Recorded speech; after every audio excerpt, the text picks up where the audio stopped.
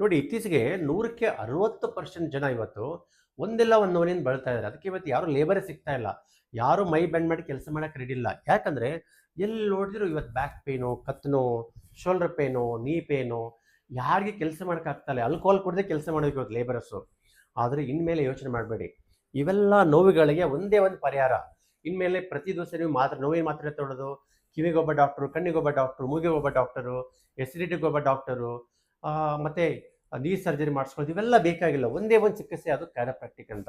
ಇದು ಫಾರಿನಿಂದ ಬಂದಿರೋದು.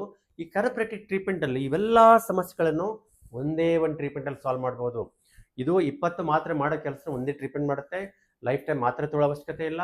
ಮತ್ತು ನೀವು ನೀ ಸರ್ಜರಿ ಇವತ್ತು ಅಪೋಲೋದಲ್ಲಿ ಮಾಡಿಸ್ತೀರಿ, 10 ಲಕ್ಷ ನೀ ಸರ್ಜರಿ ಆಗುತ್ತೆ. ಮತ್ತು ಡಿಸ್ಕು ಅದಕ್ಕೊಂದು 2 ರಿಂದ 8 ಲಕ್ಷ ಆಗುತ್ತೆ. ಇವೆಲ್ಲ ಒಂದೇ ಟ್ರೀಟ್ಮೆಂಟಲ್ಲಿ ಅತಿ ಕಡಿಮೆ ಖರ್ಚಿನಲ್ಲಿ ನ್ಯಾಚುರಲ್ ಆಗಿ ಟ್ರೀಟ್ಮೆಂಟ್ ತೊಗೋಬೋದು.